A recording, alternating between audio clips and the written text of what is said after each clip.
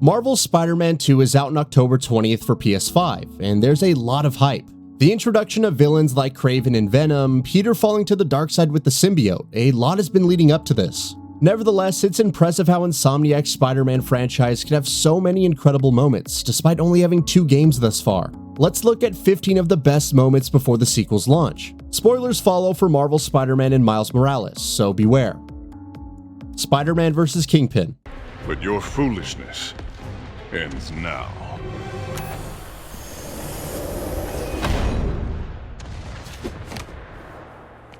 You do know I can still see you, right? The initial sequence in Marvel's Spider-Man is perhaps the best possible introduction to the title. Peter Parker isn't a new hero by any means, but a veteran crime fighter. After assisting Yuriko Watanabe and the police, he battles through Kingpin's goons at Fisk Tower, starting from the lobby and fighting to his office. The two subsequently clash throughout the building, tearing it apart before Spider-Man emerges victorious.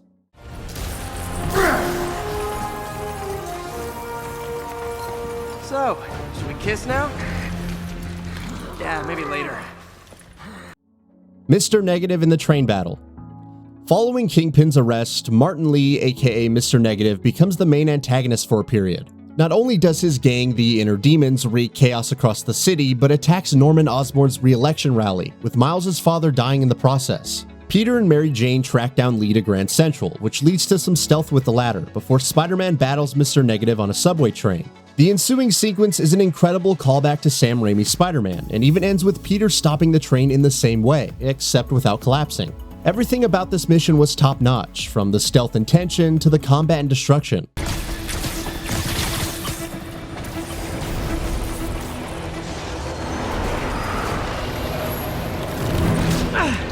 That totally worked last time. The Sinister Six.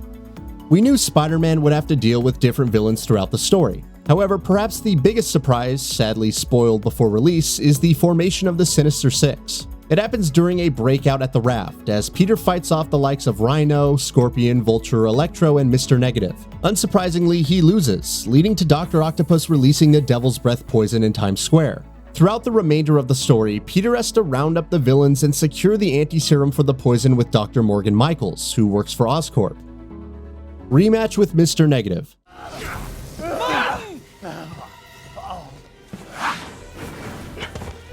This won't bring your parents back. Unfortunately, Mr. Negative is sent to apprehend Michaels and take the anti-serum. Spider-Man arrives in time to stop Lee from killing Osborn, resulting in a fight where we see the true extent of Negative's powers. From an entire shadowy realm and multiple goons to a massive beast of pure negative energy, Peter pulls out all the stops to finally emerge victorious. Perhaps the most pivotal moment is when Dr. Octopus arrives, beating down Spider-Man before escaping with Osborn and the anti-serum. The final battle. Such a disappointment. Parker.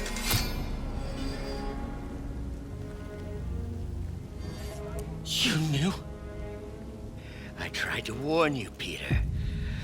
This prompts Peter to don the armored anti-Ox suit and face off against Doc Ock in the finale. Battling on top of Oscorp Tower with emotions flaring between both combatants, including Octavius admitting he knew Peter was Spider-Man, it ends in the two sustaining heavy damage. Spider-Man emerges victorious, and while there's the threat of Octavius revealing his identity, Peter leaves to tend to Aunt May. Aunt May's fate. After being poisoned by the release of Devil's Breath in Times Square, Aunt May is on the verge of death. While Peter retrieves the anti-serum in time, he's torn between using it to save May's life or creating a vaccine to save the city. There's a moment of hesitation before he decides to go with the latter. However, May then reveals that she knew Peter was Spider-Man and is proud of him before passing on.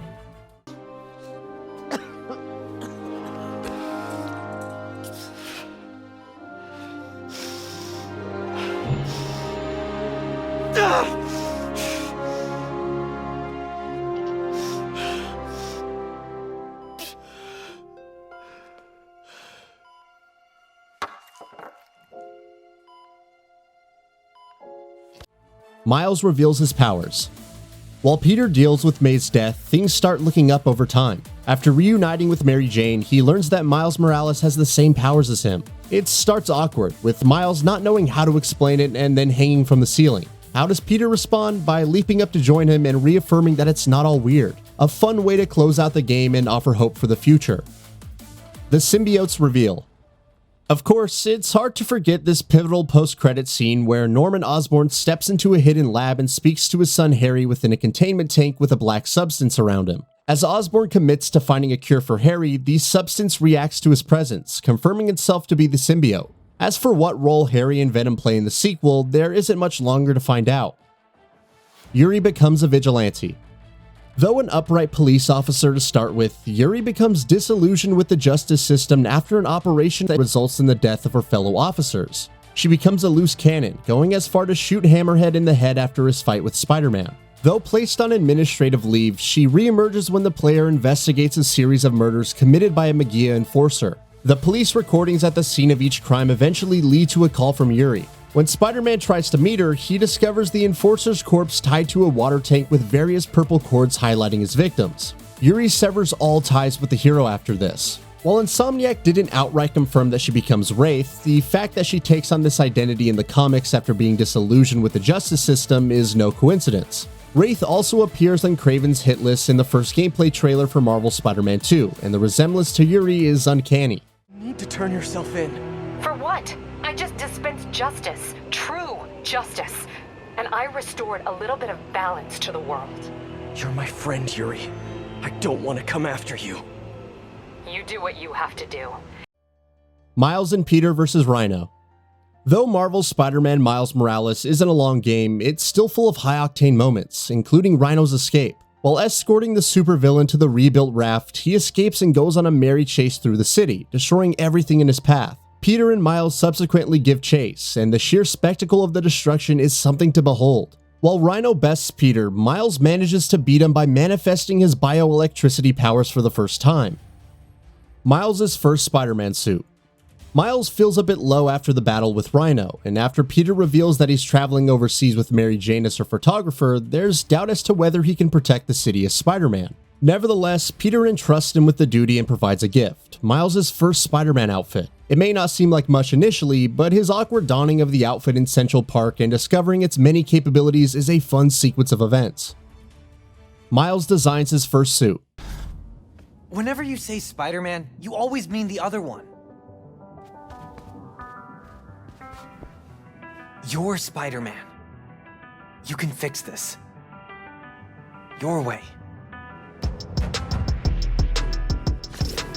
Unfortunately, after a harrowing fight on the bridge to save people and evade Roxxon's forces, Miles' suit is damaged. It leads to him and Ned designing a new one that can handle the bioelectricity output. The result is the official red and black Spider-Man suit for Miles, and culminates in him running up a building and crossing it in a single bound before swinging through in style. Rio Morales learns the truth. ¿Pero qué pasó? What are you wearing? I have to tell you something.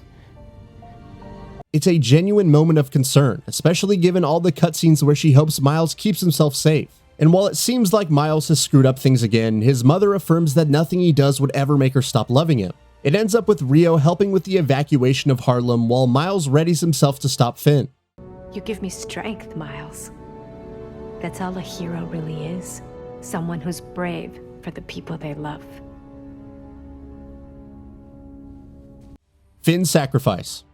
Finn's reveal as the Tinker creates much strife between her and Miles, but for the most part, she wants what's best for Harlem, which means sabotaging Roxxon Plaza to expose the side effects of its material, Nuform. Roxxon anticipates this and changes the reactor to cause an explosion if Finn sabotages it. After a prolonged battle, Miles tries to absorb the reactor's material but can't withstand the sheer amount of energy, which means a catastrophic explosion is imminent. Finn then flies him high into the sky and tells him to let go, causing Miles to release the energy, saving the city but resulting in her heroic death.